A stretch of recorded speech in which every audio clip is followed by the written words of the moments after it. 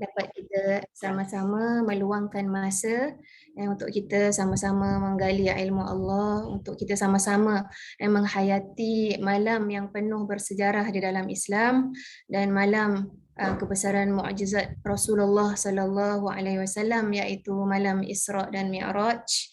Semoga Allah Subhanahu wa taala membimbing kita, memberi bantuan kepada kita, memberi taufik dan hidayah kita, disebabkan kita meraihkan dan membesarkan bulan-bulan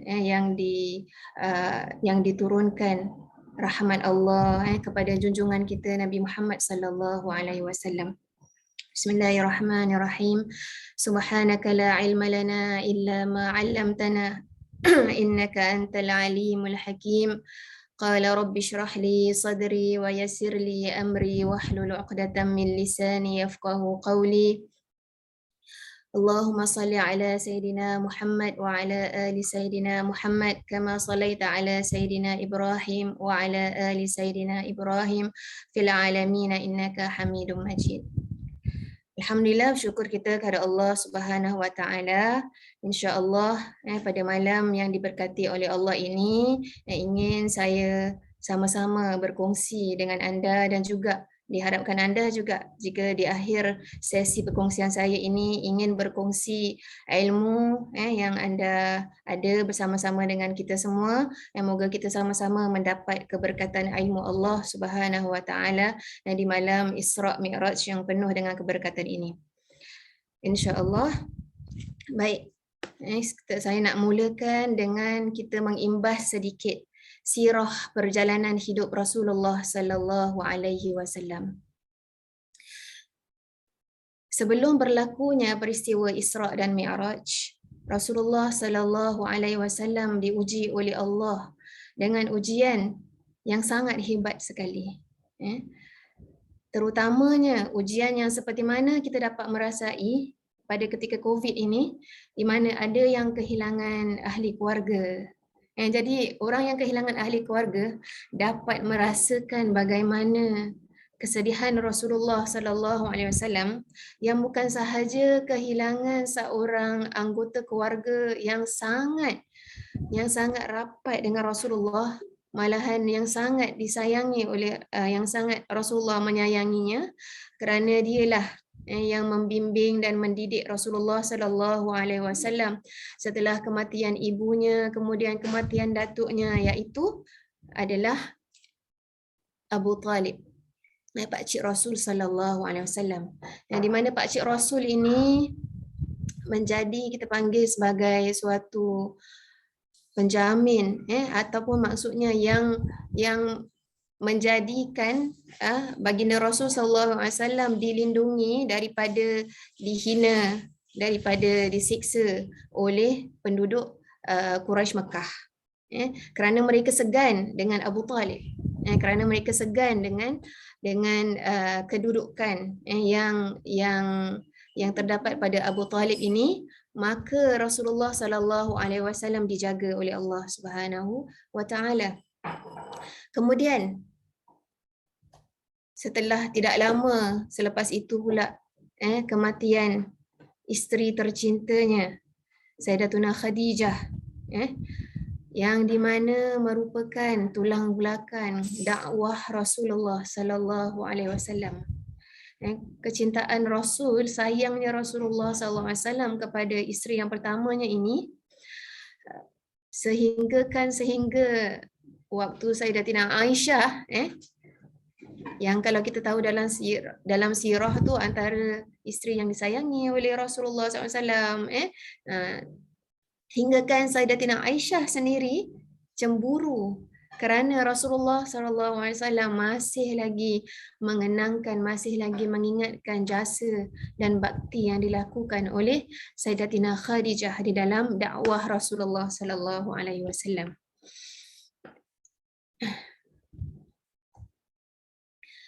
Selepas diuji oleh Allah Subhanahu wa taala, bila semakin kemuncak kesusahan ataupun ujian dengan kematian dan kewafatan kedua orang ini yang menjadi seolah-olah orang kanan dan orang kiri Rasulullah SAW semakin hebatlah tentangan, semakin hebatlah penyiksaan yang dihadapi oleh umat Islam, oleh para sahabat Rasul SAW, malahan kepada baginda Rasul SAW, sehingga banyak percubaan-percubaan untuk membunuh Rasulullah, untuk boikot Rasulullah, untuk menghalang dakwah Rasulullah. Semana upaya mungkin mereka ingin memutuskan dakwah Rasulullah, mereka lakukan. Maka begitulah dahsyatnya keadaan di Mekah. Maka sehingga itu Rasulullah SAW tetap tidak berputus asa. Baginda mengambil keputusan untuk berdakwah di Taif.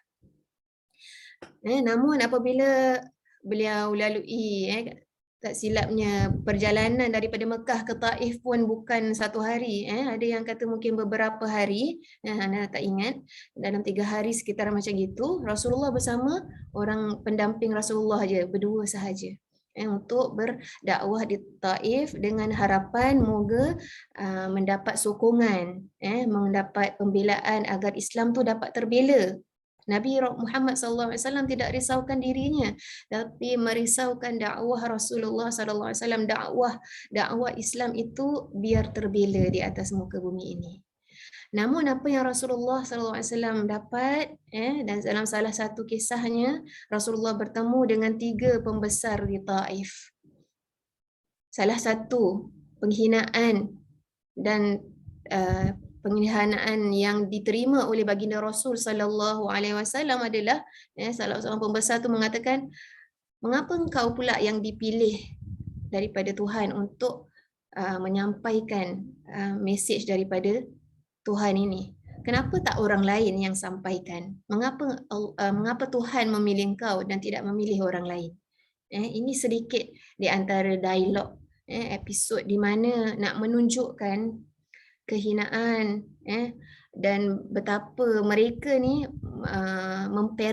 memandang rendah Nabi Muhammad sallallahu alaihi wasallam di atas risalah yang dibawa oleh Nabi Muhammad sallallahu alaihi wasallam.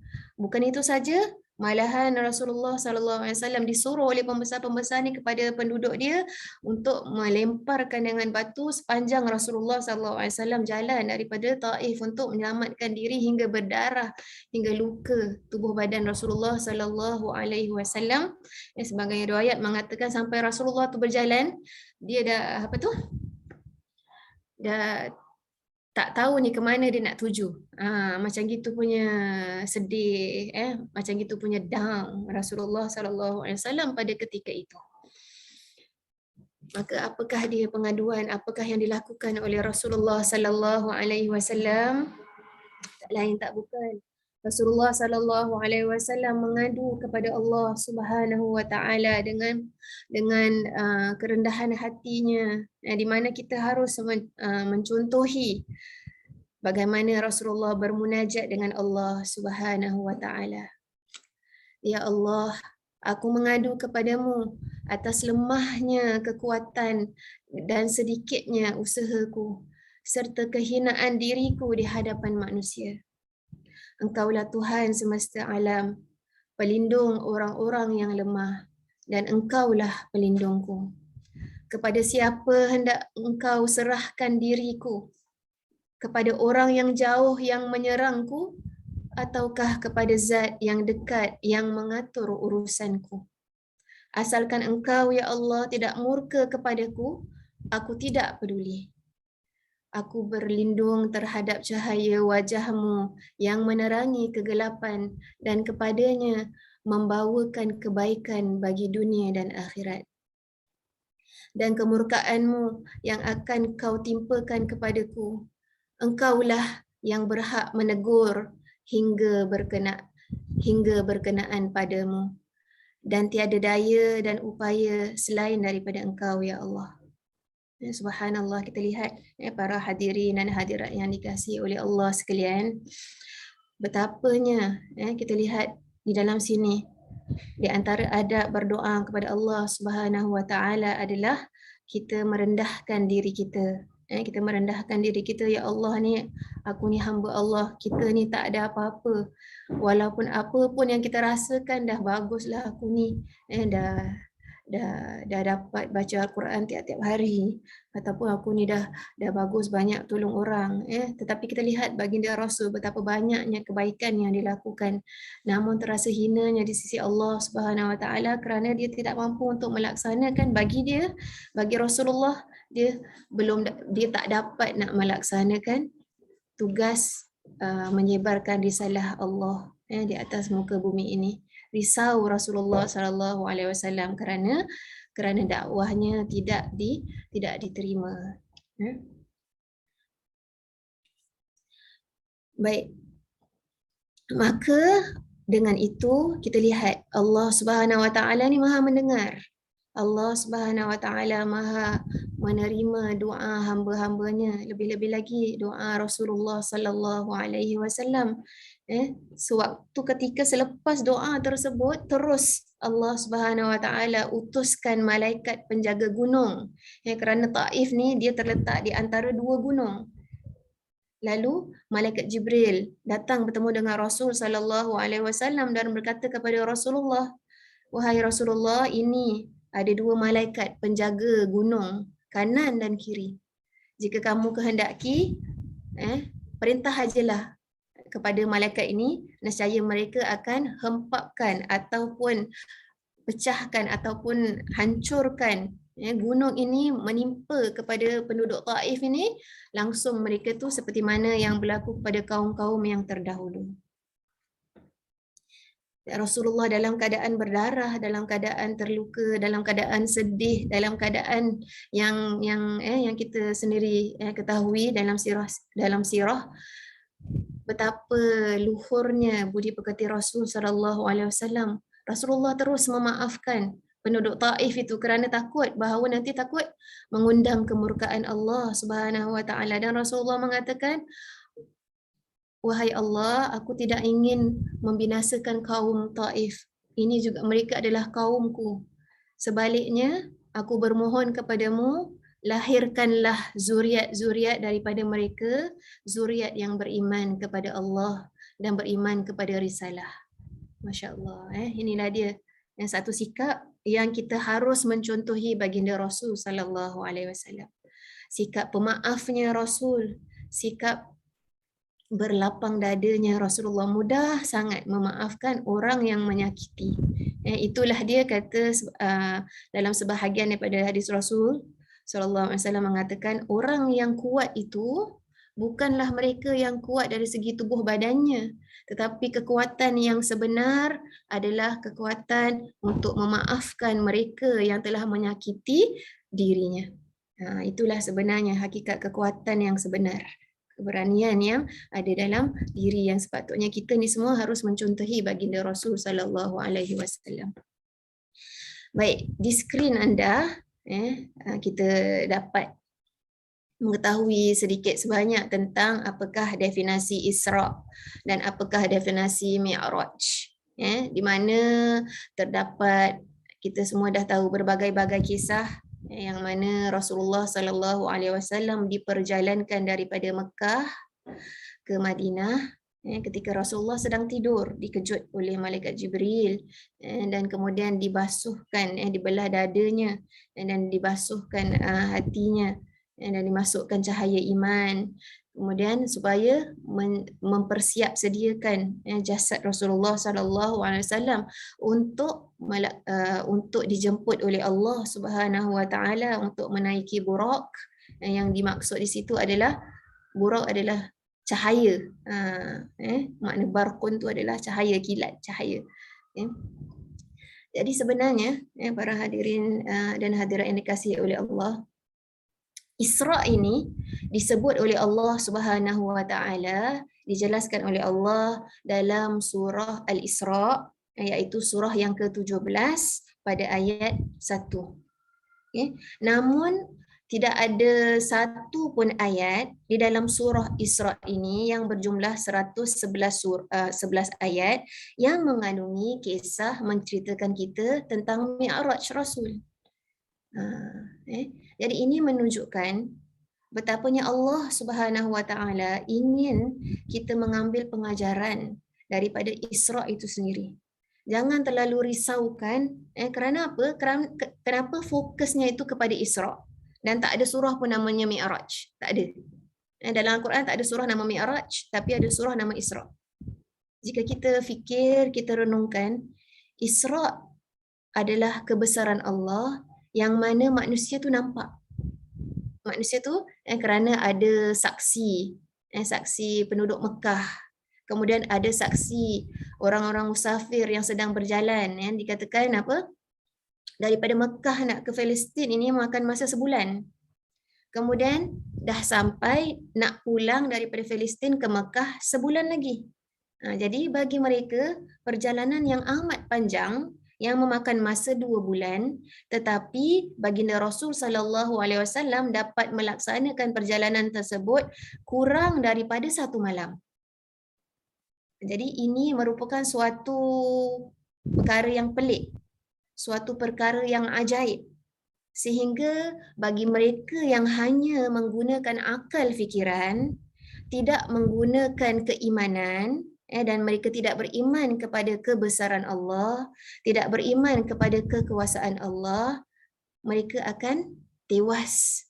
Lantas akan mengatakan, wah sekarang ni kita dah ada reason untuk nak mengatakan Rasulullah ni gila, untuk nak mengatakan Nabi Muhammad, untuk mengatakan Muhammad ni bohong, untuk nak mengatakan Rasulullah ni gila. Inilah apa yang berlaku kepada baginda Rasul sallallahu alaihi wasallam sepulangannya baginda Rasul daripada Isra Mi'raj dan menceritakan apa yang dialaminya kepada penduduk Mekah. Namun kita saksikan, kemudian mereka mengambil peluang ini untuk nak menggugat keimanan para umat Islam. Memang berlaku. Mereka yang lemah imannya diuji oleh Allah Subhanahu Wa Taala. Namun apabila mereka sampai mengetuk pintu Saidina Abu Bakar, dan Saidina Abu Bakar keluar di pagi hari dan bertanya, apakah gerangannya anda datang ke rumahku? Jadi kafir Quraisy ni bertanya, kau dah dengar belum apa yang sahabat kau kata? Dia kata dia pergi daripada Mekah ke Palestin. Daripada Palestin pulang balik ke Mekah, tak sampai semalam. Kalau saya macam berlakon lah. Jadi, apa yang dikatakan oleh Sayyidina Abu Bakar? Kalaulah itu yang dikatakan oleh Muhammad, maka aku beriman, aku percaya lebih daripada itu. Apa maksudnya daripada kata-kata Sayyidina Abu Bakar ini? Maksudnya kalau engkau cakap, aku tak percaya. Tapi kalau yang dikatakan oleh engkau tu adalah kata-kata daripada Muhammad, aku percaya lebih daripada itu. Kerana apa? Kerana Muhammad ini telah mengatakan dia mendapat wahyu daripada Allah. Apa lagi yang lebih besar daripada itu? Itulah yang paling besar. InsyaAllah, kita lihat. Itulah dia. Kejituan iman Sayyidina Abu Bakar. Sebab itulah gelarannya As-Siddiq. As-Siddiq itu maksudnya yang membenarkan. Membenarkan segala risalah Allah, membenarkan segala apa ucapan Rasulullah sallallahu alaihi wasallam. Dia tidak, keimanan ini, keimanan kepada rukun iman, kita tak boleh nak gunakan akal dahulu. Kita harus menggunakan keimanan kita, kepercayaan kita kepada Allah, percaya kepada kepada sifat-sifat Allah, kekuasaan Allah Subhanahu Wa Taala, bahawa Allah Subhanahu Wa Taala mampu untuk melakukan apa-apa perkara yang di luar tabi'i manusia lihat. Kerana Allah itu tidak menyerupai apa-apa pun di atas muka bumi ini. Jadi kalau manusia ukur dengan perjalanan mereka dengan menggunakan akal, pastilah mereka tidak dapat nak menerima peristiwa ini. Tetapi kalau manusia itu mengukur perjalanan ini kerana yang memperjalankannya adalah Allah, Allah itu maha berkuasa, Allah itu maha melakukan segala apa-apa kemahuannya dengan hanya mengatakan kun fayakun, jadi maka jadilah, maka ini adalah suatu perkara yang tidak mustahil. Kalau kita singkap balik Inilah dia juga apa yang berlaku kepada Nabi Musa alaihi salam, ketika dia bersama-sama dengan pengikutnya berdepan dengan laut merah yang sangat luas. Apa nak buat ni di depan laut ni? Kau nak suruh kita terjun ke? Kau nak suruh kita mati ke kat dalam laut ni pasal nak selamatkan diri daripada Firaun dan tenteranya yang tengah kejar kita kat belakang? Namun mereka yang beriman kepada Musa alaihissalam tawakal kepada Allah Subhanahu Wa Taala, lantas Allah Subhanahu Wa Taala memerintahkan Nabi Musa untuk memukul dengan tongkatnya lautan tersebut, terbelah lautan yang amat besar itu menjadi dua. Subhanallah. Jadi ini semua adalah kekuasaan Allah yang mana mukjizat ini subhanallah sangat luar biasa. Di luar kemampuan manusia untuk membayangkannya. Tapi bagi orang yang beriman akan menambahkan keimanan kita, kekuatan kepercayaan kita kepada Allah Subhanahu Wa Taala, makin kuat kita melaksanakan segala perintah Allah Subhanahu Wa Taala, kerana Allah itu Allahu Akbar. Allah Maha Besar, Allah Maha Agung, Allah Maha Berkuasa. Selanjutnya, baik, kalau anda ingin mengetahui sedikit tentang Mi'raj, sebenarnya ianya disebut di dalam surah An-Najm. Tidak dinamakan surah tersebut sebagai surah Isra, tetapi dinamakan surah itu sebagai surah An-Najm, dan tak banyak pun ayatnya, sikit aja ayatnya. Iaitu surah yang ke-53 dalam Al-Quran. Kita lihat jauh beza surah Isra pada surah yang ke-17, dan surah Isra ini merupakan permulaan juz 15 di dalam Al-Quran kita. Maksudnya tengah-tengah juz Al-Quran ini 15 dimulai dengan surah Al-Isra. Insya-Allah. Cantiknya tengok. Allah nak suruh kita bila kita dah baca Al-Quran, dah sampai ke tengah-tengah Al-Quran ini, apa yang anda harus capai adalah yakin kepada Allah, adalah yakin kepada segala perintah yang telah Allah Subhanahu Wa Taala katakan dalam surah Al-Baqarah, surah Ali Imran, surah Al-Maidah, supaya melaksanakan segala perintahnya agar anda dapat melihat kebesaran Allah apabila kita dah capai pembacaan 15 juz yang ke-15 di dalam Al-Quran. Itu yang Allah Subhanahu Wa Taala nak suruh kita capai, matlamat membaca, memahami kitab suci Al-Quran Al-Karim. Jadi insya-Allah pada hari ini saya tidak berniat untuk menceritakan lebih lanjut lagi tentang peristiwa-peristiwa Mi'raj, peristiwa-peristiwa apa yang dilihat oleh Rasulullah SAW dalam penyiksaan dan perumpamaan-perumpamaan, kerana itu semua banyak anda boleh dapat dalam buku, kat dalam YouTube, semua banyak ustaz-ustaz. Tapi di sini dengan saya mohon bantuan Allah Subhanahu Wa Taala dan doa anda, saya ingin cuba huraikan daripada sudut yang lain pula. Yang lain yang mana kita mungkin kurang mengambil perhatian, iaitu pertama tentang menghuraikan ayat yang pertama di dalam surah Isra ini, kerana ayat inilah yang menjadi penamaan surah bagi surah Al-Isra ini.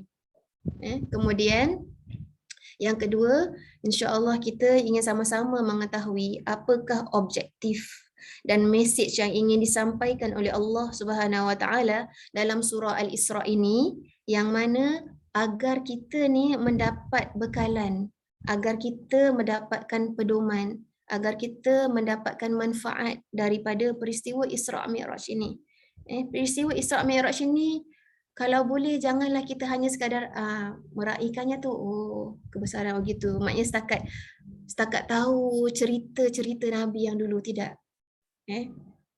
Kita tak nak kita punya peristiwa Isra Mi'raj, peristiwa Lailatul Qadar, peristiwa Nuzulul Quran, peristiwa Hari Ashura hanya sekadar sejarah yang mana kita ingati tapi tanpa ianya memberi kesan yang dalam kepada keimanan kita. Sebenarnya kita mahu setiap peristiwa yang kita lalui dalam Islam itu menambahkan keimanan kita, menambahkan amalan kita, menambahkan kecintaan kita kepada Allah dan Rasulullah SAW, menambah semua kebaikan itu agar ditambah oleh Allah Subhanahu Wa Taala, agar semakin hari kita menjadi insan yang lebih sempurna hari demi hari, insya-Allah.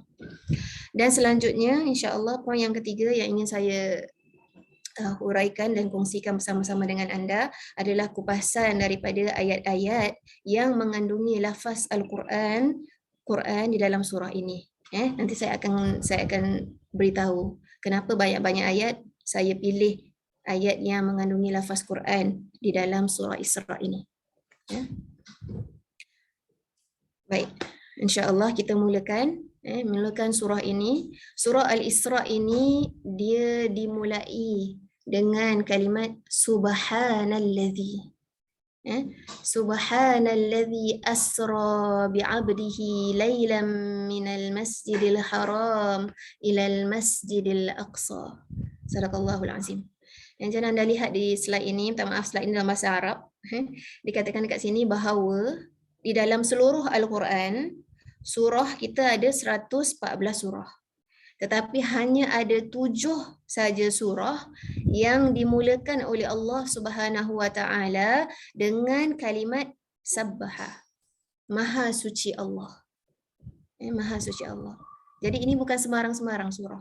Dan cantiknya Allah Subhanahu Wa Taala mengawali ataupun saya kata ketua sekalian surah yang musabbihat, kita panggil surah yang memuji Allah, yang maha suci Allah ini, ketuanya adalah surah Al-Isra. Dan kalau anda lihat dalam slide ini, hanya subhanallazi, satu, unik dia seorang saja. Sedangkan yang lain, 4 surah dengan kalimat sabbihi, sabbaha, sabbaha lillah, sabbaha lillah 4 dalam fi'il madhi ataupun menggunakan kata kerja past tense, kemudian yusabbihu dalam surah Jumaah dan yusabbihu dalam surah Taghabun. Jadi ini satu-satunya uniknya surah Al-Isra ini dimulakan dengan subhanallazi. Nanti insya-Allah akan saya terangkan. Jadi dekat atas ni ada sebuah hadis yang diriwayatkan anna Nabi sallallahu alaihi wasallam kana la yanamu hatta yaqra al-musabbihat wa yaqulu fiha ayatun khairun min alfi ayah. Dikatakan bahawa Rasulullah sallallahu alaihi wasallam tidak tidur sehingga dia membacakan surah-surah musabbihat ini. Kerana Rasulullah SAW mengatakan di dalam surah-surah musabbihat ini ada suatu ayat yang lebih baik daripada 1000 ayat. Wallahu alam. Kita mesti nak kena cari apakah kat mana dia punya keunikan surah-surah sabbaha ini, musabbihat. Okey. Right. Seterusnya kita pergi kepada masih lagi mengatakan tentang subhanallazi. Okey. Mengapa Allah Subhanahu Wa Taala mengawali surah ini dengan menggunakan subhanallazi tetapi tidak menggunakan subhanallahilladzi? Kenapa Allah tak maksudnya clearly state dekat maha suci Allah, tetapi Allah hanya menyebut maha suci yang. Jadi sebahagian ulama mengatakan perbezaan antara subhanallazi dengan subhanallahilladzi adalah dalam surah Al-Isra ni Allah SWT memilih subhanallazi. Okey. Jadi saya ingin nak bertanya kepada anda lihat tak gambar kat bawah ni? Gambar apa tu? Kita nak communicate sikitlah. Gambar apa ni? Gambar jalan raya kan? Ada tak anda teringat doa apa yang kita baca bila kita dekat jalan raya? Siapa ingat doa yang kita baca naik kenderaan? Subhanallazi sakhkhara lana hadza wa ma kunna lahu muqrinin wa inna ila rabbina lamunqalibun. Sama bunyinya dengan awalan surah Isra ni. Subhanallazi asra bi'abdihi. Kalau kita baca yang naik kenderaan, subhanallazi sakhkhara lana hadza. Apa yang dimaksudkan ataupun apakah persamaan? Persamaan yang pertama, kedua-duanya adalah kita ingin melalui suatu perjalanan, kan? Rasulullah ingin diperjalankan oleh Allah Subhanahu Wa Taala daripada Mekah ke Baitul Maqdis. Kita pula baca doa subhanallazi sakhkhara lana hadza, kerana kita nak mula menaiki kenderaan, nak membuatkan perjalanan, nak memulakan perjalanan kita. Okay. Di mana dalam perjalanan kedua-dua perjalanan ini, Allah Subhanahu Wa Taala menyuruh kita carilah kebesaran Allah. Carilah ayat-ayat Allah sepanjang perjalanan kita. Selain daripada kita bertawakal kepada Allah, kerana kita ni tak tahu. Kita tak tahu apa yang akan terjadi sepanjang perjalanan kita. Kadang-kadang kita ni dah a good driver dah, a responsible driver. Tetapi ditakdirkan Allah ada kereta lain yang melanggar kita. Adakah itu dalam ketentuan kita? Boleh tak kita nak menghalang perkara tersebut? Kita tak boleh nak halang. Kan? Itu adalah suatu ketentuan kalau ianya sudah ditakdirkan oleh Allah, kita terkena. Jadi dalam kesempatan ni saya tak pernah share, jarang lah saya share saya punya personal experience. Ni saya nak share sikit kisah saya di Brunei. Berkaitan subhanallazi sakhkhara lana hadza ni juga. Iaitu ketika saya berhijrah satu keluarga kerana suami sambung belajar PhD di Brunei. Saya juga alhamdulillah diberi peluang oleh Allah untuk menyambungkan master di Brunei, dan kita membawa 4 orang anak kita yang masih kecil-kecil lagi, yang paling kecil 3 tahun.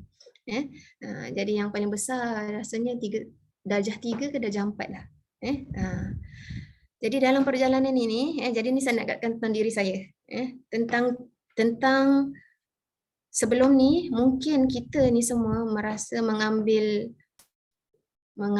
baca doa-doa harian kita yang diajarkan oleh Rasulullah mungkin sambil lewat. Contohnya kita nak keluar rumah, kita baca Bismillahirrahmanirrahim dengan menggunakan kaki kiri. Tapi kadang-kadang kita ni kalang kabut, selalu terlupa. Jadi asyik selalu je terlupa, jadi dah tak ingat, dah tak baca. Betul? Paling-paling yang kita ingat baca Allahumma barik lana. Kan? Tapi bila dah habis makan, lupa juga nak baca Alhamdulillahillazi at'amana. Nak masuk tandas pun kadang-kadang dah terlupa. Nak keluar tandas pun dah tak baca, nak bangun pun lagi bangun tidur dan sebagainya. Jadi ini sama-sama satu perkara yang kita harus muhasabahkan diri kita dalam kehidupan kita seharian. Janganlah kita memandangkan doa harian yang diamalkan oleh Rasulullah sallallahu alaihi wasallam ini sebagai suatu perkara yang kecil. Sebenarnya ia sangat besar. Kerana setiap sesuatu perlakuan kita panjatkan kepada Allah Subhanahu Wa Taala. Itulah dia role model yang diajarkan oleh kita, oleh baginda Rasulullah sallallahu alaihi wasallam dalam kehidupan harian baginda Rasul.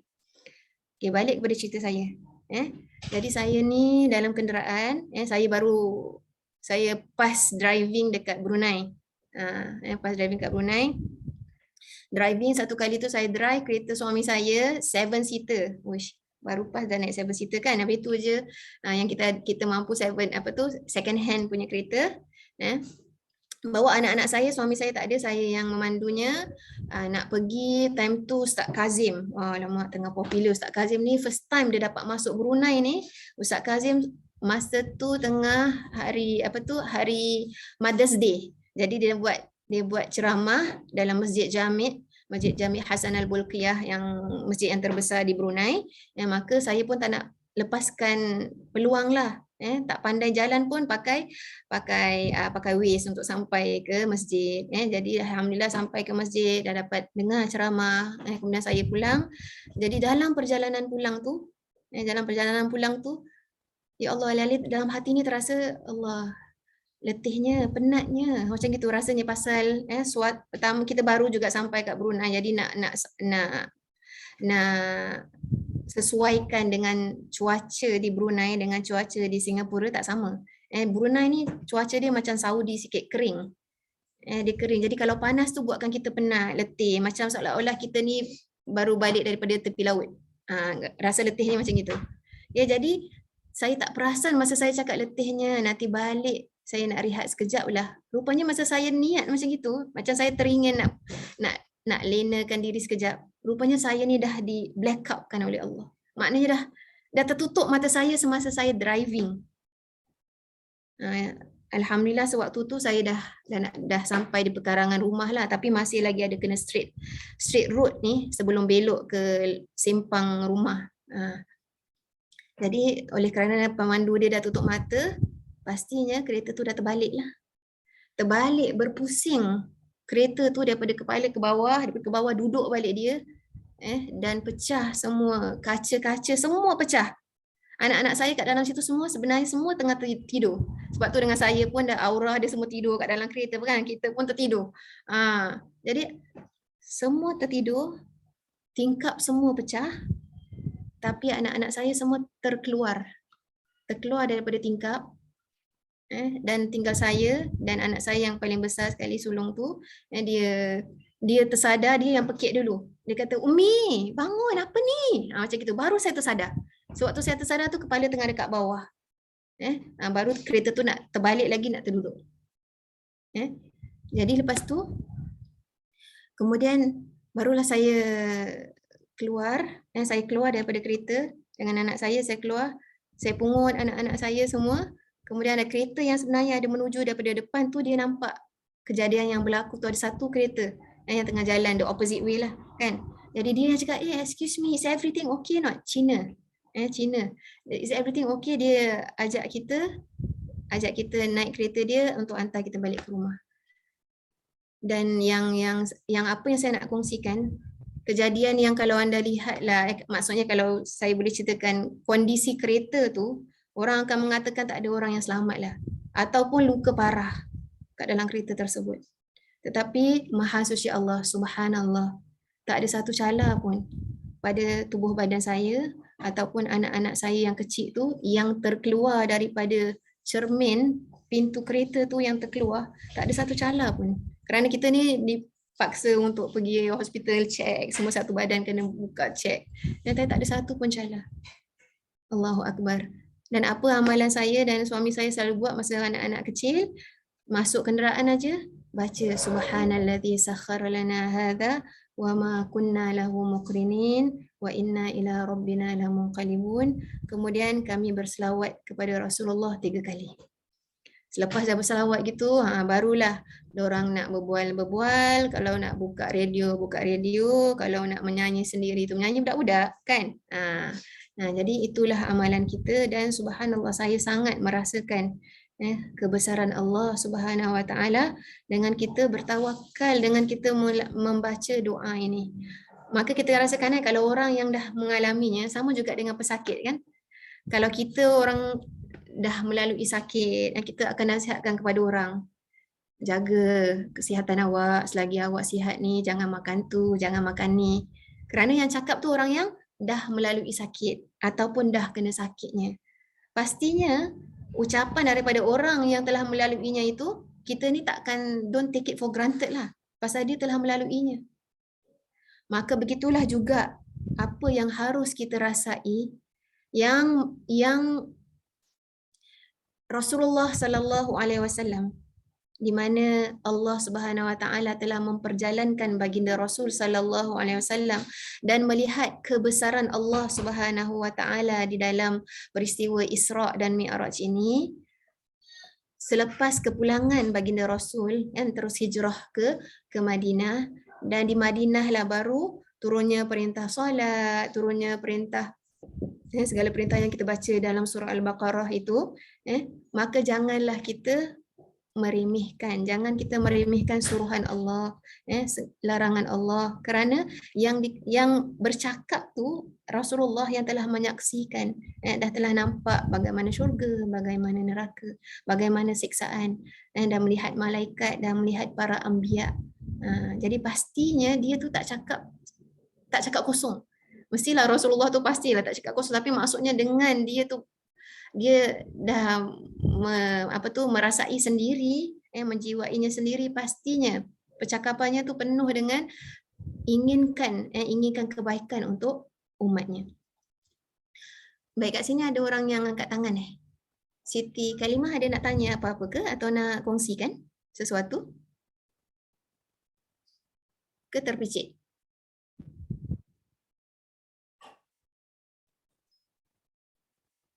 Saya teruskan dulu Baik. Baik, seterusnya. Jadi itu agar kita daripada kalimat subhana itu kita carilah kebesaran Allah, maha suci Allah di dalam kita sepanjang perjalanan kita, walaupun kita naik bas ataupun kita naik MRT, kita cuba saksikan, jangan hanya tengok phone aja, sibuk dengan phone, kita tengok gelagat manusia, kita bertafakur sejenak, ambillah beberapa minit kita untuk bertafakurkan tentang keadaan manusia, keadaan alam ini, keadaan diri kita. Moga kita mendapatkan, kita menjumpai kebesaran Allah di dalam setiap yang Allah Subhanahu Wa Taala ciptakan di atas muka bumi ini. Okey. Selanjutnya, Subhanalladzi asra bi'abdihi. Mengapa Allah Subhanahu Wa Taala tidak menyebut kalimah bi rasulihi ataupun kalimah bi Muhammadin di dalam ayat yang pertama ini? Sebenarnya kalimat abdun ini ada membawa banyak pengertian. Salah satunya untuk nak membuktikan kepada kita bahawa perjalanan Isra ini bukanlah perjalanan roh sahaja. Bukanlah suatu, ada orang yang claim bahawa ini hanya mimpi Rasulullah SAW. Tak mungkin Rasulullah SAW dapat melalui perjalanan tersebut. Jadi kita ni dah out of, kita tak nak bincanglah bab tu. Tapi itu abdun ni adalah salah satu point untuk nak menolak kata-kata demikian, kerana Rasulullah SAW diisrakan jasad dan roh. Okey. Kemudian abdun ini, kalau kita di sisi manusia, hamba ni sangat hina. Hamba ni sangat low profile lah hamba. Pasal hamba apa yang tuan dia cakap dia kena buat, dia kena ikut. Dia kena menghambakan dirinya untuk tuannya, kan? Namun kita lihat, kalau kita menghambakan diri kita kepada Allah Subhanahu Wa Taala, sebenarnya kitalah insan yang dimuliakan oleh Allah Subhanahu Wa Taala. Namun kalau kita hambakan diri kita kepada hal-hal keduniaan, akan hinalah kita, akan jatuhlah kita kepada lembah kehinaan.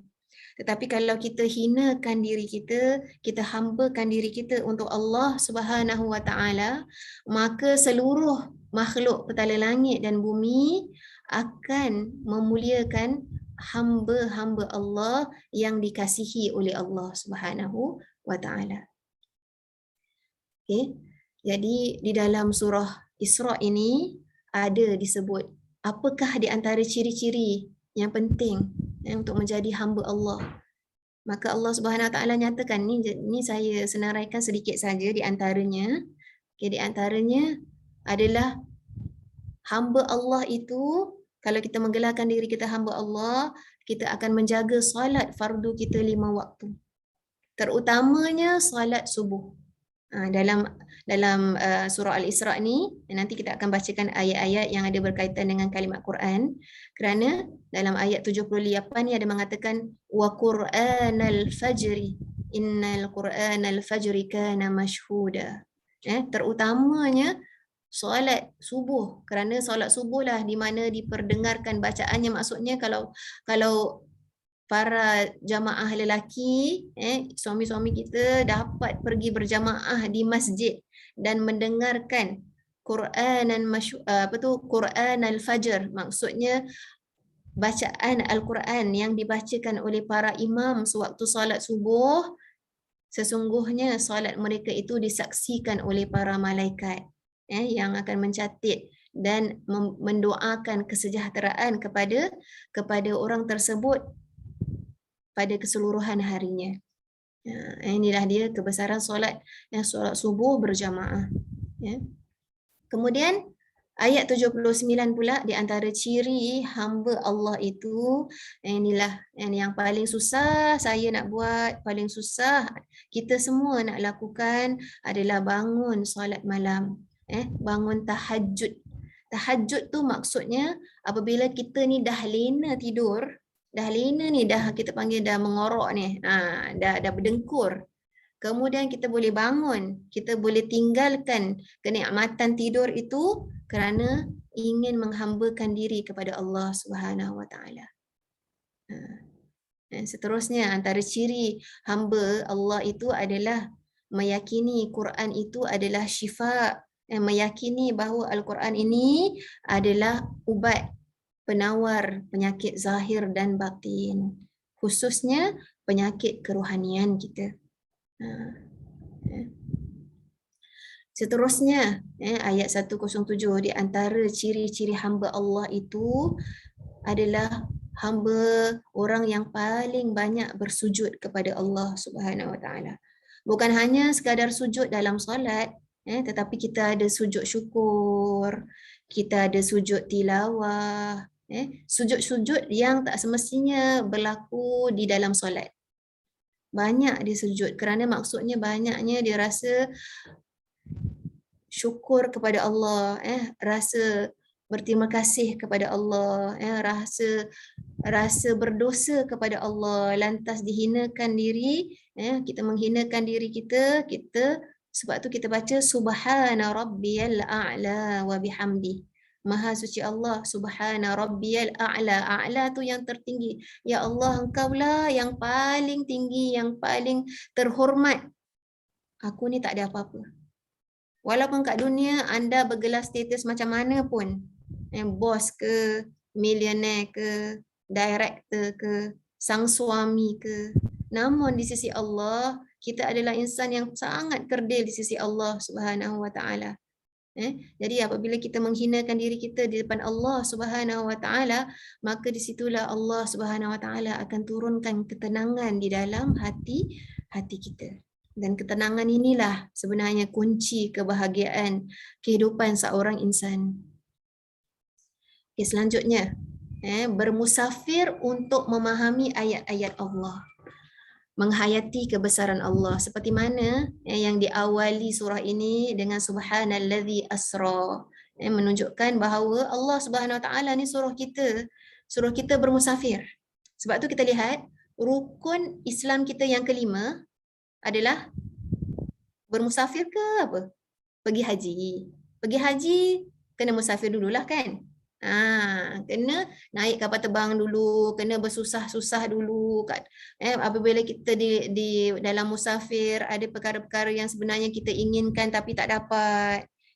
Ada orang yang kita tengok macam-macam ragam orang, kita pun nak terjadi macam-macam ragam, adakah kita nak ikut seperti mereka atau tidak? Maka itulah dia. Kemuncak rukun Islam, bermusafir, lihat kebesaran Allah, lihat keagungan Allah, lihat pada diri kita sendiri. Adakah kita ni dah sempurna akhlak kita ke belum? Adakah kita ni dah sempurna tak kesabaran kita ke belum untuk kita nak bertemu dengan Allah Subhanahu Wa Taala, untuk mencantikkan lagi akhlak dan budi pekerti kita. Sebab itu kemuncak rukun Islam adalah haji, menunaikan haji ke Baitullah. Jadi semoga kita dapat menjadikan poin-poin ini sebagai KPI kita. Kalau orang kerja kat office dia tahulah key performance indicator kita. Kalau nak kena grading kan, nak kena grade dapat A ke B ke C, selalu kena pakai key performance indicator ni. Maka kita harus selalu letakkan apakah key performance indicator kita untuk tahun ni, untuk kita nak memperbaiki diri kita kepada Allah Subhanahu Wa Taala. Baik, seterusnya kita lihat apakah sebenarnya objektif dan mesej yang ingin disampaikan oleh Allah Subhanahu Wa Taala di dalam surah Isra ini. Jadi kita lihat, sewaktu Rasulullah SAW tiba di Baitul Maqdis, Rasulullah SAW bertemu dengan Nabi Adam, bertemu dengan Nabi Yusuf, bertemu dengan Nabi Ibrahim, Nabi Musa, Nabi Isa, Nabi Ibrahim, subhanallah. Nabi bertemu dengan para anbiya yang mana sebelum ini Nabi hanya mendengarkan ceritanya. Nabi mendengarkan wahyu daripada Allah Subhanahu Wa Taala turun agar Rasulullah mencontohi sabarnya Sayyidina Ibrahim. Bagaimana bagaimana indahnya ataupun betapa sabarnya Nabi Yusuf. Jadi Rasulullah hanya mendengarkan, tapi alangkah apa tu seronoknya dapat bertemu sendiri bersemuka. Cuba kita bayangkan kalau kita ni suka satu pelakon kan, ataupun satu penyanyi, taruhlah Datuk Siti Nurhalizah. Saya pun suka dengan Datuk Siti Nurhalizah. Kalau kita dengar lagu dia je kan, dengan lagu dia tak sama perasaan kita kalau kita tengok sendiri dia perform kat atas stage. Cakap wah, dia perform sendiri, boleh tengok gaya dia, boleh tengok suara dia, sebenarnya suara dia olok ke atau betul ni sebenarnya lunak dia tu macam mana. Bila kita dengar sendiri, kita lagi dapat merasai kan. Dapat merasai lagi. Maka begitulah baginda Rasul sallallahu alaihi wasallam, perasaan baginda Rasul sallallahu alaihi wasallam apabila bertemu dengan para anbiya ini. Lantas Rasulullah mengimami solat sunat 2 rakaat. Apa maksud dan simbolnya? Kita lihat dekat sini, saya catatkan. Rasulullah sallallahu alaihi wasallam mengimami para anbiya dan para rasul adalah sebagai, bukan sahaja sebagai nak mengatakan Rasulullah tu adalah Sayyidul Anbiya, ketua para anbiya, tapi yang sebaliknya kita harus juga selitkan pemahaman kita sebenarnya satu petanda bahawa Nabi Muhammad ini adalah penyempurna risalah Allah yang terakhir. Lepas ni dah tak ada kitab lagi lah. Dah tak ada kitab lain lagi yang diturunkan oleh Allah. Inilah dia Al-Quran, kitab yang terakhir yang Allah Subhanahu Wa Taala turunkan di atas muka bumi ini hingga yaumul qiyamah. Tak ada lagi kitab lain. Jadi sebab itulah oleh kerana dia ada kitab yang terakhir dan Rasulullah adalah Nabi yang terakhir yang membawa syariat, kalau kita panggil the latest lah kan, maka yang lain-lain semua dah kita panggil dah outdated kan, dah outdated, semuanya dah disempurnakan oleh Al-Quran, oleh risalah Rasulullah sallallahu alaihi wasallam, maka mereka menjadi makmum, mereka menjadi pengikut kerana yang latest itulah yang menjadi imam, yang menjadi ketuanya. Itulah baginda Rasul sallallahu alaihi wasallam. Maka secara tak langsung di sini kita fahami bahawa berpindahnya tanggungjawab memikul amanah segala apa isi kandungan Al-Quran ini, segala isi kandungan kitab-kitab yang terdahulu, kitab Zabur, Taurat, Injil, sebenarnya semua terkandung dalam Al-Quran. Al-Quran dah consisekan konten dia. Dalam surah Al-Isra' ni terkandung 15 ayat yang merupakan the summary of kitab Zabur. Jadi menunjukkan apa? Menunjukkan sekarang ni tanggungjawab memikul amanah kitab ini daripada Bani Israel yang selama 200 tahun Allah Subhanahu Wa Taala pikulkan tanggungjawab memikul risalah Bani Israel ini, namun sekarang ini berpindah kepada Nabi Muhammad, berpindah kepada umat Nabi Muhammad sallallahu alaihi wasallam. Siapa dia umat Nabi Muhammad?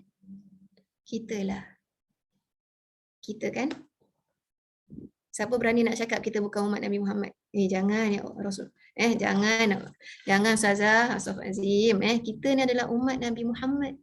Maka atas bahu kita lah sekarang ini dipikulkan amanah untuk menjaga. Menjaga, dan menjaga tu macam mana? Iaitu dengan melaksanakan segala tuntutan yang disebut di dalam Al-Quran. Okey. Macam nak kena laju sikit. Okey, baik. Dalam surah Al-Isra' ini terkandung kalimat Al-Quran yang paling banyak di dalam mana-mana surah dalam Al-Quran. Kita lihat dekat sini. 11 kali, marrah tu kali. 11 kali disebut di dalam surah Al-Isra'. Kalimat Al-Quran. Nak menunjukkan apa? Tema tadilah. Tadi kan saya dah cakapkan tema Isra' ini adalah memikul amanah Al-Quran. memikul apa segala kandungan Al-Quran itu, maka surah ini ayat-ayat selepasnya tu mengelaboratekan kepada kita amanah Al-Quran ini, kepentingan Al-Quran ini untuk umat Nabi Muhammad jaga. Manakala dalam 4 kali dalam surah Qamar dan surah Naml. Jadi anda boleh lihat kat sini ada yang 3 kali saja disebut dalam surah-surah ini. Kemudian 2 kali dan 1 kali. Tapi yang paling banyak nampak tak perbezaannya? 11 kali dalam surah Al-Isra. Suatu kekerapan yang sangat nampak perbezaan daripada surah-surah lain. Maka di sini matlamat saya yang kedua, iaitu ingin yang terakhir, insya-Allah matlamat saya yang terakhir adalah ingin mengupaskan ataupun sama-sama kita membaca dan menghayati 11 ayat yang mengandungi kalimat Al-Quran di dalam surah Al-Isra ini saja. 11 ayat ini agar kita dapat fahami, agar kita dapat hayati, moga kita dapat amalkan 11 ayat tentang yang mengandungi kalimat Al-Quran di dalam surah Al-Isra ini. Baik, yang pertama. Inna hadzal Qur'ana yahdi lillati hiya aqwam wa yubashshirul mu'minin. Sesungguhnya Al-Quran ini memberi petunjuk ke jalan yang amat benar, iaitu agama Islam, dan memberikan berita yang mengembirakan bagi orang-orang yang beriman, iaitu yang mengerjakan amal soleh, bahawa mereka akan beroleh pahala yang besar. Okay, jadi mungkin ayat dia ni saya pendekkan, tapi terjemahannya saya sempurnakan satu ayat supaya kita dapat pemahaman yang betul, yang menyeluruh. Jadi kita lihat dekat sini bahawa Al-Quran ini Allah Subhanahu Wa Taala beritahu kita, dia bukan hanya kitab untuk kita nak baca aja. Yang penting baca katam, kasih banyak. Bukan, alhamdulillah. Itu satu pencapaian yang sangat baik. Yang mana kita harus melalui tahap tersebut sebelum kita kena pergi ke tahap yang selanjutnya, iaitu memahami kitab tersebut. Memahami apakah kandungannya agar ianya dapat satu menjadi kitab petunjuk, kitab hidayah kepada kita. Jadi ianya harus dibaca, difahami, kemudian setelah difahami, diamalkan segala apa yang terkandung di dalamnya. Inilah dia tanggungjawab umat Nabi Muhammad. Baik, seterusnya ayat yang kedua, iaitu dalam ayat 41. وَلَقَدْ صَرَّفْنَا فِي هَذَا الْقُرْآنِ لِيَذَّكَّرُوا وَمَا يَزِيدُهُمْ إِلَّا نُفُورًا. Dan sesungguhnya kami telah menerangkan jalan-jalan menetapkan i'tiqad dan tauhid dengan berbagai cara di dalam Al-Quran ini supaya mereka beringat, iaitu supaya pembacanya memahami dan mematuhi kebenaran. Dalam pada itu, penerangan yang berbagai cara itu tidak akan menjadikan mereka melainkan bertambah liar. Okey. Jadi maksudnya dekat sini adalah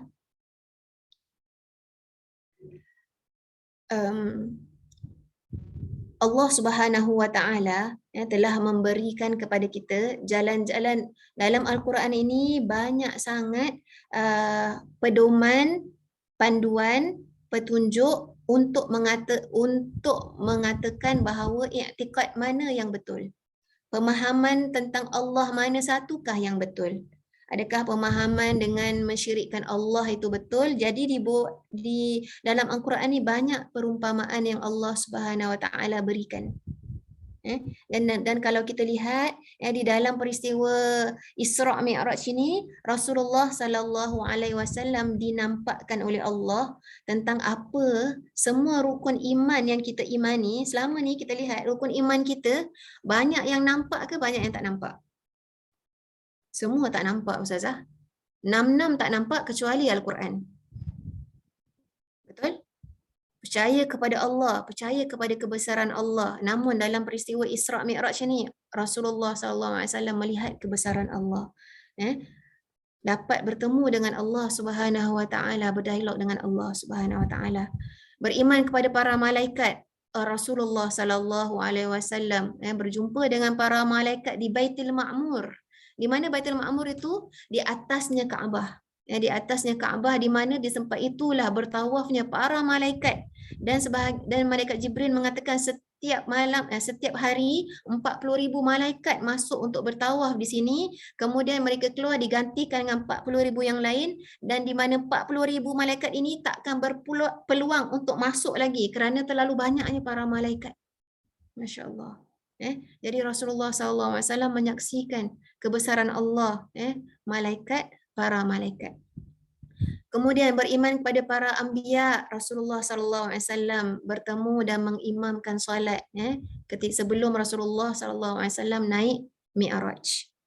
Kemudian beriman pada hari akhirat. Rasulullah SAW apabila naik ke Isra, Rasulullah SAW dinampakkan bagaimana bentuk penyiksaan, bagaimana bentuk kenikmatan yang dilalui oleh manusia disebabkan dosa yang mereka lakukan. Sedangkan para muslimin muslimat pada ketika itu belum lagi difardukan solat, belum difardukan zakat, belum lagi difardukan menutup aurat.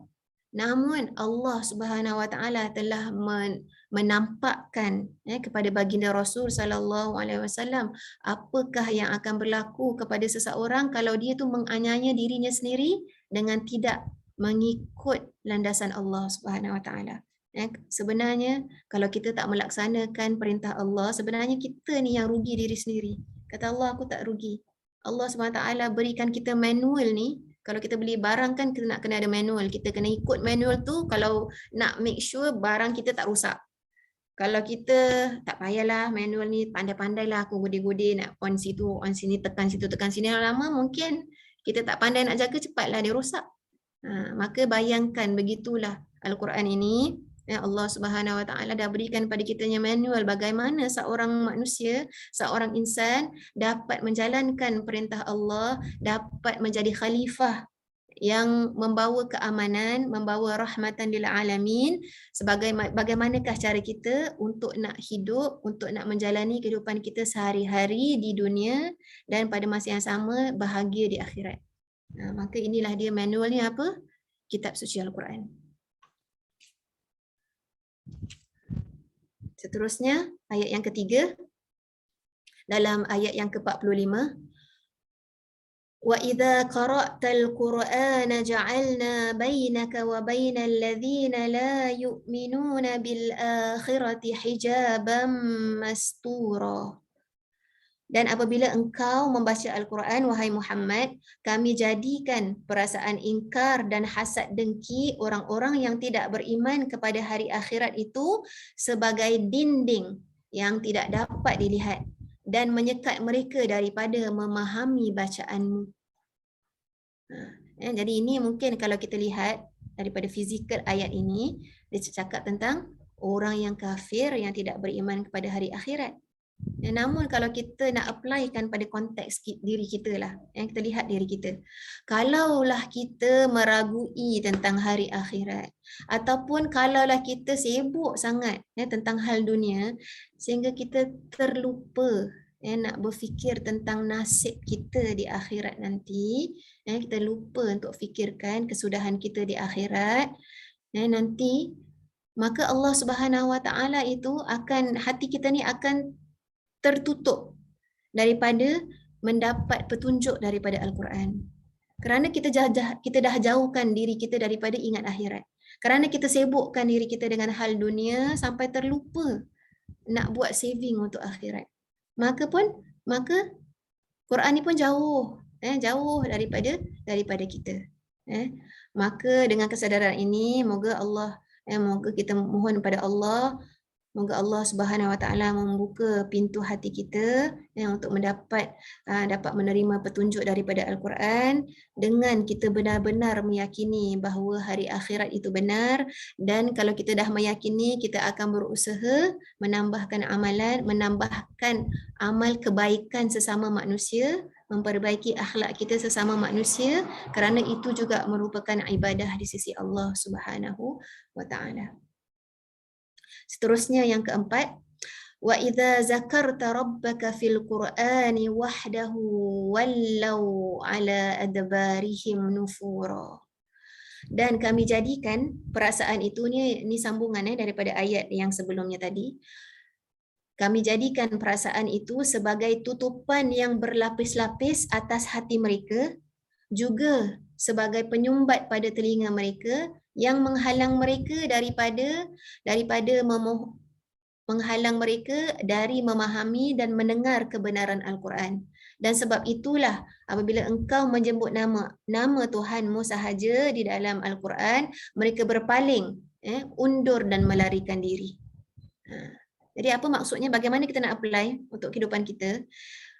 Ayat ini memberi pengajaran kepada kita bahawa kemaksiatan itu ataupun kelalaian kita daripada melaksanakan perintah Allah, melaksanakan tuntutan Allah, ianya akan membuatkan lapisan dekat dalam hati kita. Hati kita ni macam kena selaput. Kena selaput atau ialah kena sarang laba-laba senang nak bersihkan. Ni kena selaput yang mana susah. Susah kalau dah ada bintik-bintik hitam yang banyak ni, nak kena pakai klorok, nak kena pakai berus, nak kena rendam. Kerana barulah dapat ditimbulkan cahaya. Barulah dapat ada ruang-ruang yang mana dapat dibersihkan agar cahaya ni dapat masuk ke dalam hati. Maka kita lihat dekat sini, inilah bencana ataupun konsekuens. Kalau seseorang itu melalaikan perintah Allah, melaksanakan kemaksiatan, dia akan membuatkan hati kita ni ada lapisan. Patutnya susah. Kadang-kadang kita rasa kan, ya Allah, kenapanya susahnya aku ni nak beribadah, kenapa ni susahnya nak laksanakan perintah Allah. Maknanya kita muhasabah diri, ni mungkin ada banyak maksiat yang aku buat. Jadi kita bertaubat, kita beristighfar kepada Allah, tanya diri kita sendiri tahu apa yang kita lakukan. Jadi ini suatu pengajaran yang ditegur oleh Al-Quran. Yang kelima, وَمَا جَعَلْنَا الرُّؤْيَا الَّتِي أَرَيْنَاكَ إِلَّا فِتْنَةً لِلنَّاسِ وَالشَّجَرَةَ الْمَلْعُونَةَ فِي الْقُرْآنِ. Dan tiadalah kami menjadikan pandangan pada malam Mi'raj itu yang telah kami perlihatkan kepadamu, wahai Muhammad, melainkan sebagai satu ujian bagi manusia. Dan demikian juga kami jadikan pokok yang dilaknat itu, iaitu pohon zakum. Pohon zakum ni dia tumbuh di dalam neraka, di dalam Al-Quran. Okay, jadi maksudnya, apa yang dimaksudkan oleh Allah Subhanahu Wa Taala dalam ayat ini, Allah Subhanahu Wa Taala mengatakan bahawa Allah Subhanahu Wa Taala jadikan perkara-perkara yang menampakkan kebesaran Allah ini, di antaranya peristiwa Isra' Mi'raj. Antara lagi dalam Al-Quran, peristiwa yang aneh apa? Peristiwa tidurnya Ashabul Kahfi 300 tahun. Kemudian lahirnya Nabi Isa tanpa bapa. Itu semua adalah perkara-perkara menunjukkan kekuasaan Allah. Bukan nak menunjukkan bahawa Islam ni agama magic, tidak. Nak menampakkan kita kesempurnaan kebesaran Allah, itu saja. Okey. Dan ianya hanya akan memberi kesan kepada mereka yang benar-benar meyakini risalah Allah. Orang yang benar-benar beriman kepada Allah, beriman kepada Al-Quran, beriman mencintai Rasulullah sallallahu alaihi wasallam, maka dan melawan hawa nafsunya, maka merekalah golongan yang akan mendapat manfaat daripada semua peristiwa-peristiwa kebesaran yang Allah SWT tunjukkan dalam Al-Quran. Tetapi kalau mereka yang tidak melaksanakan, dia tak akan jadi apa-apa. Dia hanya satu cerita aja. Dia tak ada terkesan pada hati. Ini yang kita tak nak jadikan setiap peristiwa kebesaran Islam tu sebagai memperingati saja. Tak mau. Kita nak setiap kali dia ada menambahkan keimanan kita, menambahkan ilmu kita. Seterusnya, ayat 6 dan yang ke-6 dan yang ke-7, kerana dalam satu ayat ni ada dua kalimat Quran tu disebut, tak lain tak bukan cerita tentang solat. Aqimis salata lidulukish syamsi ila ghasaqil laili wa qur'anal fajr. Inna qur'anal fajri kana mashhuda. Dirikanlah olehmu sembahyang ketika gelincirnya matahari, iaitu waktu apa? Waktu zuhur dan asar. Hingga waktu gelap malam. Waktu apa tu? Maghrib dan isyak. Dan dirikanlah sembahyang subuh Lihat, bila waktu subuh aja Allah sebut dia sendiri. Allah tak sebut dia dengan couple-couple dia. Sendiri, kerana Allah tahu banyak orang termasuk diri saya selalu kita ni terabai, terlalai dengan nak melaksanakan solat subuh tepat pada waktunya. Sesungguhnya sembahyang subuh itu adalah disaksikan. Maksudnya sebagian ulama mengatakan kesempurnaannya, keistimewaannya, sebagian hadis ada mengatakan kalaulah umatku tahu besarnya pahala berjamaah subuh, mereka akan merangkak, mereka akan dalam cara macam mana cara pun sekalipun mereka akan merangkak ke masjid untuk mendapatkan pahala keberkatan tersebut. Pahala keistimewaan solat subuh berjamaah. Jadi para lelaki, suami-suami, kalau boleh kita galakkan suami kita, anak-anak lelaki kita yang dah besar untuk pergi sekurang-kurangnya seminggu sekali dapat ke, sebulan sekali pun dapatlah. Kalau boleh bulan Ramadan pun, kalau yang mana yang termampulah. Kalau tak dapat berjamaah di masjid, berjamaahlah di rumah. Berjamaahlah di rumah, kerana pahala jamaah tu tidak dikurangkan sedikit pun. Maka inilah sesuatu, kalau dah dapat kita amalkan sepanjang bulan Ramadan, teruskan perjuangan kita pada 11 bulan yang berbaki. Kerana itulah yang ditarbiahkan di dalam bulan Ramadan. Baik, seterusnya kita lihat kat sini. Saya interval sikit. Solat ini adalah tanda kehambaan kita kepada Allah Subhanahu wa ta'ala. Tanda kehambaan kita, kerana kalau kita lihat dalam penuh kita punya bacaan-bacaan dalam sembahyang itu sebenarnya penuh dengan permohonan, permohonan kita yang sebenarnya sangat kita perlukan. Jadi saya tunjukkan kat sini supaya kita ni dapat oh subhanallah, rupanya apa yang saya baca ni maksudnya Rabbil firli, ya Allah ampunkanlah aku, warhamni, sayangilah aku ya Allah, wajburni, tutupkanlah keaibanku ya Allah, warfa'ni, angkatkanlah darjatku ya Allah, warzuqni, berilah aku rezeki, wahdini, berilah aku petunjuk, wa'afini, sihat afiatkanlah aku ya Allah, wa'fu anni, maafkanlah dosaku ya Allah. Subhanallah, cantik. Yang ni baru duduk di antara dua sujud. Jadi salah satu amalan yang harus kita contohi, seperti mana doanya Nabi Ibrahim alaihi salam dalam surah Ibrahim. Nabi Ibrahim cukup merasa nikmat yang terbesarnya adalah apabila dia dapat mendirikan solat dan zuriat-zuriatnya semua dapat mendirikan solat. Rabbi ja'alni muqimas salati wa min zurriyyatina rabbana wa taqabbal du'a. Jadikanlah doa ini suatu amalan kita selain daripada Rabbana atina fid dunya kita, dan juga Rabbil firli wa liwalidayya walil mu'minina wal mu'minat yauma yaqumul hisab. Inilah dia doa Nabi Ibrahim alaihi salam. Baik, seterusnya ayat yang ke-8 insya-Allah nak sampai pada penghujung nanti. Ayat yang ke-82. Wa nunazzilu minal Qur'ani ma huwa shifaa'un wa rahmatul lil mu'minin. Ya Allah, dalam surah Al-Isra ni, Allah sedarkan kita, Allah ingatkan kita bahawa risalah Nabi Muhammad, unggulnya risalah Nabi Muhammad ini, iaitu Al-Quran, dia bukan sahaja ubat untuk penyakit zahir, tapi terlebihnya lagi adalah ubat dan penawar untuk penyakit batin kita. Jadi kita lihat sini, Al-Quran ini adalah mampu mengubati penyakit yang berkaitan dengan i'tiqad ataupun kepercayaan-kepercayaan kita yang salah, dengan kita membacanya, memahaminya, menghayatinya, dan juga penyakit yang berkaitan dengan tingkah laku yang tercela. Contohnya kita ni, Allah, baranlah suka, senangnya terpelenting, sikit je orang cakap nak marah, sikit je orang tegur nak marah, semuanya nak marah. Contohnya macam itu. Maka kita doa, niat, ya Allah, ya Tuhanku, dengan keberkatan aku membaca kitab suci Al-Quran ini, ya Allah, lembutkanlah hatiku ini, ya Allah, tenangkanlah hatiku ini, redakanlah kemarahan yang ada dalam hatiku ini dengan keberkatan ayat-ayat suci-Mu Al-Quranul Karim. Harus kita letak macam itu niatnya sebelum kita membaca Al-Quran. Jadi setiap kali kita nak mulakan bacaan, tak kisah ayat apa pun, Maksudnya kita baca ayat surah kita yang tiap-tiap waktu, tapi niatnya dulu sebelum membaca Al-Quran. InsyaAllah dengan niat yang tulus ikhlas itu, Al-Quran ini menjadi syifa, menjadi rahmat kepada kita. Niatkan untuk anak-anak, biar mereka ni terbuka hati dengan Al-Quran, niatkan untuk pasangan, niatkan untuk ahli keluarga agar sembuh. Semua kita boleh niatkan, kemudian bacalah apa-apa ayat daripada ayat suci Al-Quran. InsyaAllah.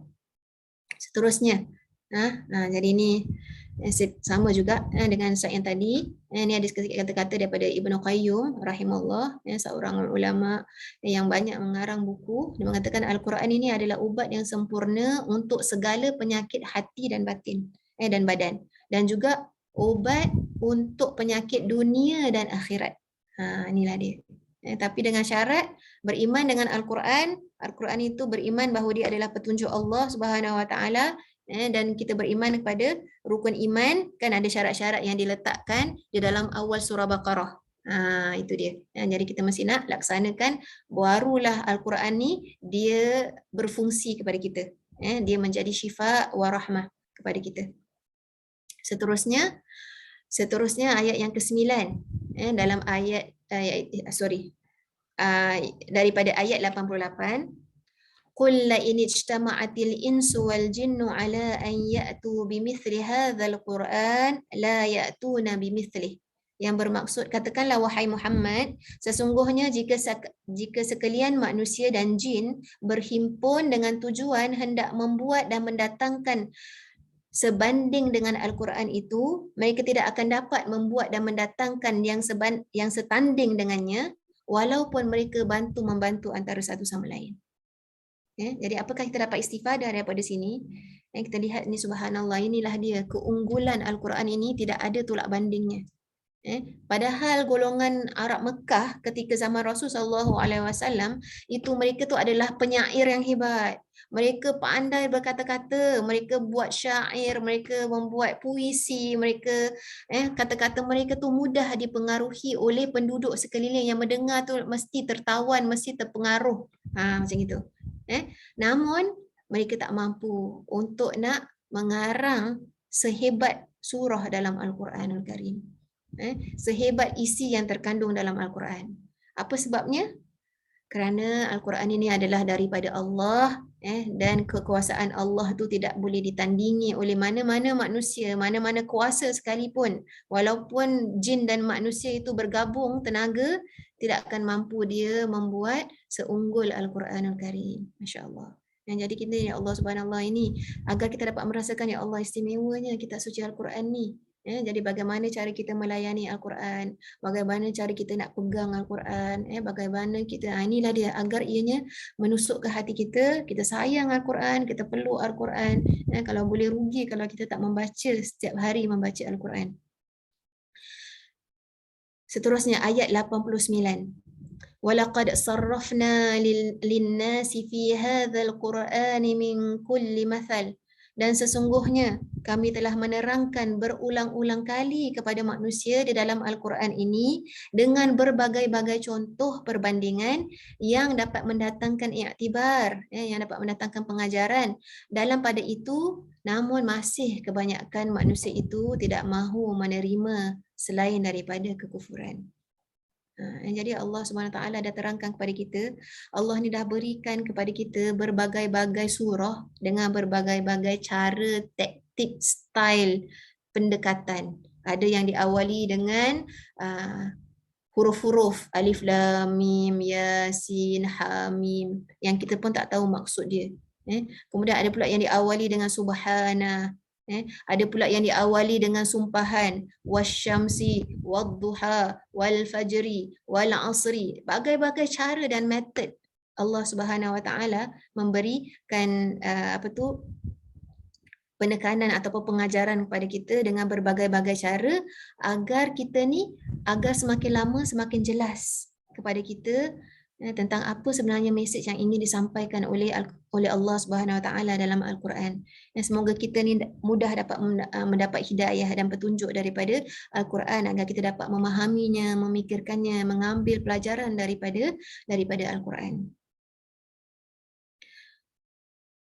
Yang terakhir yaitu ayat 106. Wa Qur'anan faraqnahu litaqra'ahu 'alan nasi 'ala mukthin. InsyaAllah. Ini ayat yang terakhir. Dia penenang jiwa. Kenapa? Allah Subhanahu Wa Taala jelaskan dalam surah Al-Isra ini, dan Al-Quran itu kami bahagi-bahagikan. Maksudnya kami turunkan secara beransur-ansur kepada kamu wahai Muhammad, kepada kamu umat Nabi Muhammad, supaya engkau dapat membacakannya kepada manusia dengan perlahan-lahan, dengan lambat, dengan tenang, supaya kita pun dapat terima, tak sekali selepuk nak kena laksanakan semua, kan? Pelan-pelan kita dapat menerimanya, dan kami menurunkannya beransur-ansur, mukfin. Jadi maksudnya apa? Kita pun ingin nak mendekatkan diri kepada Allah Subhanahu Wa Taala, kita harus step by step, insya-Allah. Kita letakkan niat, keazaman kita, insya-Allah kita nak menjadikan Ramadan yang akan datang ini, insya-Allah kita akan melalui bulan Syaban, esok lusa. Bulan Syaban dah masuk, kita nak berdoa kepada Allah Subhanahu Wa Taala, moga Allah Subhanahu Wa Taala memberkati kita di dalam bulan Syaban. Moga kita dapat membuatkan preparation lebih awal untuk menyambut bulan Ramadan. Bukan nak menyambut Syawal, nak menyambut Ramadan. Untuk kita nak menambahkan, nak mula praktiskan amalan-amalan sunat kita, agar nanti apabila masuk Ramadan kita dah terbiasa. Kita dah boleh laksanakan contohnya qiyamul lail kita dah terbiasa dengan membaca Al-Quran, satu hari 5 muka surat ataupun satu hari 10 muka surat, tanpa mengganggu pekerjaan harian kita. Semoga dengan keterbiasaan kita itu kita dapat terus menjalani sepanjang bulan Ramadan, dan kemudian disusuli terus 11 bulan selepas itu juga kita dapat meneruskan amalan yang baik ini. Inilah sebenarnya madrasah Ramadan dia datang. Dia nak membawakan kepada kita suatu, kalau siapa yang belum jump start, dia suruh jump start, cepat-cepat jump start. Nak menjadikan matlamat kita hanya Allah Subhanahu Wa Taala dalam semua perilaku perbuatan kita. Cuba kita bayangkan apa keistimewaannya Ramadan datang ni. Secara tak langsung, sedar atau tak sedar, tidur kita kita niat ibadah. Kerana apa? Ya Allah, aku nak tidur ni, ya Allah kejutkanlah aku bangun sahur ni. Nak sahur ni ya Allah. Takut tak kuat nanti nak jalankan puasa. Secara automatik kita punya nak tidur pun kita nak niat dapat ibadah. Bila kita makan sahur, ya Allah kuatkanlah badanku nanti nak laksanakan ibadah puasa ni, nak solat, nak baca Quran lagi, nak pergi menuntut ilmu lagi. Jadi setiap harian yang kita lakukan dalam bulan Ramadan itu, subhanallah, secara kita tak sedari kita dah niatkan untuk ibadah. Itulah dia cantiknya. Itulah sebenarnya bagaimana cara yang sepatutnya kita lalui. Begitulah caranya Rasulullah setiap hari melaluinya bersama dengan Allah Subhanahu Wa Taala. Maka semoga kita ni dapat kesedaran itu, betapa indahnya hidup bersama dengan Allah Subhanahu Wa Taala yang ditarbiyahkan di dalam bulan Ramadan. Okey, sedikit lagi 2 slide sebelum penutup ni. Ini sedikit tanggungjawab kita, anda boleh baca sendiri dengan slide untuk tilawah. Kemudian saja bukan untuk baca, kita nak tadabburkan, kita nak fahami ayat-ayat yang kandung dalam surah tersebut. Kemudian bukan sekadar kita dah faham mesti nak amalkan. Kalau kita lihat dalam Al-Quran, banyak ayat-ayat Al-Quran yang menyebut innalladzina amanu wa amilus solihat. Dia tak ada cakap hanya orang-orang beriman, orang-orang yang faham dah. Dia stop kat situ, tak ada. Dia mesti nak mengamalkan. Mesti nak amalkan segala apa yang telah diperintahkan oleh Allah Subhanahu Wa Taala. Mesti nak merasakan jerih payahnya. Mesti nak rasakan kemanisan ibadah itu tersebut. Mesti nak merasakan kemanisan bersabar. Barulah ia dapat membina lagi jati diri kita, membina lagi akhlak kita menjadi semakin baik hari demi hari. Dan juga menghafal, jangan juga terlupa kita untuk nak menghafal surah-surah dan akhirnya menyampaikannya kepada sahabat handai. Jika kita menjadikan Al-Quran itu teman kita, insya-Allah teman kita tu nanti dia akan menemani kita nanti di alam kubur, malah dia akan menemani kita nanti di hari akhirat. Inilah dia teman sejati yang tak akan mengabaikan temannya kalau kita benar-benar ikhlas menemaninya kerana Allah Subhanahu Wa Taala, kerana perintah Allah Subhanahu Wa Taala. Alhamdulillah, Sebelum saya tutup dengan doa, mungkin ada apa-apa soalan sekejap saya nak tengok kat chat ni. Tak ada apa-apa. Okey, ada apa-apa soalan? Apa-apa soalan ataupun ingin dikongsikan apa-apa sebelum kita akhiri perkongsian kita pada hari ini?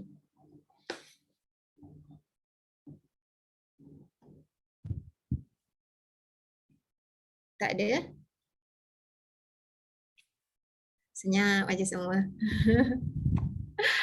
Okey.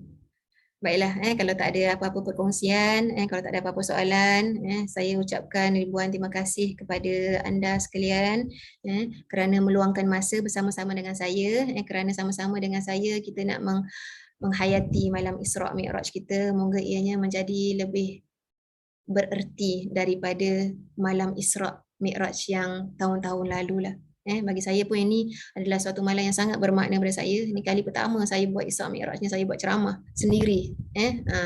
Niat sendiri untuk nak sama-sama, nak kongsi ilmu, nak tambahkan ilmu pengetahuan tentang surah Al-Isra' ini. Jadi saya sama-sama nak tabligkan, nak share pengetahuan yang ada ni bersama-sama dengan anda. Jadi dengan itu, mari kita sama-sama bermohon doa kepada Allah Subhanahu wa taala. Bismillahirrahmanirrahim. Alhamdulillahirabbil alamin wassalatu wassalamu ala asyrafil anbiya'i wal mursalin sayyidina Muhammad wa ala alihi wa sahbihi ajma'in. Alhamdulillahirabbil alamin hamdan hamidin hamdan syakirin hamdan yuwafi ni'amahu wa yukafi'u mazidah. Ya Rabbana lakal hamdu kama yanbaghi li jalali wajhikal karim wa li 'azimi sultanik. اللهم صل على سيدنا محمد نور الأنوار وترياك الأغيار ومفتاح باب اليسار سيدنا محمد وعلى آله وصحبه أجمعين. Ya Allah, ya Tuhan kami, sebagaimana Engkau telah menjadikan malam Isra' Mi'raj ini sebagai suatu malam di mana Engkau menghilangkan kedukaan Nabi-Mu, di mana malam Engkau menggembirakan Rasul-Mu Nabi Muhammad sallallahu alaihi wasallam, di malam yang Engkau tinggikan darjatnya di sisi-Mu. Ya Allah, ya Tuhan kami bermohon kepadamu. Kami bermohon dengan penuh kerendahan hati kami bermohon dengan penuh keinsafan diri kami yang bahawa sesungguhnya kami banyak melakukan kesilapan, banyak melakukan ketelanjuran, banyak melakukan perkara yang tidak Kau ingini, banyak tidak menunaikan perintah-Mu, tidak menunaikan segala tuntutan Al-Quran. Namun ya Allah, kami bermohon dengan rahmat-Mu, dengan kemuliaan kitab suci Al-Quran, dengan kemuliaan malam Isra' dan Mi'raj ini, ya Allah, agar Engkau bantu kami untuk mengingati-Mu, ya Allah. Bantu kami untuk meningkatkan keimanan kami kepadamu, ya Allah, meningkatkan kecintaan kami kepada Rasulullah sallallahu alaihi wasallam. Bantu kami untuk mencintai kitab suci-Mu Al-Quranul Karim, untuk mencintai segala perintah yang telah Kau turunkan kepada kami, ya Allah. Ya Allah, ya Tuhan kami, hilangkanlah kesedihan hati kami, hilangkanlah kesedihan dan kesusahan yang dilalui oleh ahli keluarga kami, sahabat handai kami dan semua umat Islam yang di mana saja mereka berada. Ya Allah, ya Tuhan kami, hanya kepadamu, ya Allah, tempat kami bermohon, hanya kepadamu, ya Allah, tempat kami meminta pertolongan. اللهم ارزقنا متابعة النبي صلى الله عليه وسلم أولا وآخرا وظاهرا وباطنا وقولا وفعلا وعبادة وطاعة وعملا صالحا وعده. اللهم أحينا بحياة العلماء وأمتنا بموت الشهداء واحشرنا يوم القيامة في زمرة الأولياء وادخلنا الجنة مع الأنبياء عليهم السلام. اللهم بارك لنا في رجب وشعبان وبلغنا رمضان. اللهم بارك لنا في رجب وشعبان وبلغنا رمضان. اللهم بارك لنا في رجب وشعبان وبلغنا رمضان. وصلى الله على سيدنا محمد النبي الأمي وعلى آله وصحبه sahbihi wasallam. Subhana rabbika rabbil izzati amma yasifun wa salamun alal mursalin walhamdulillahi rabbil alamin. Alhamdulillahi rabbil alamin. Alhamdulillah. Terima kasih saya ucapkan kepada anda sekalian. Sesungguhnya yang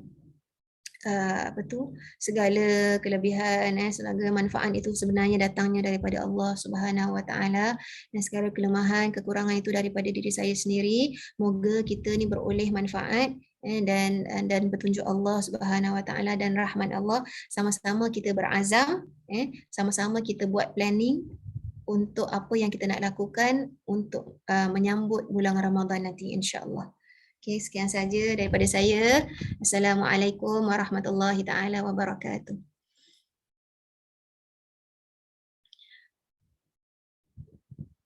Terima kasih semua.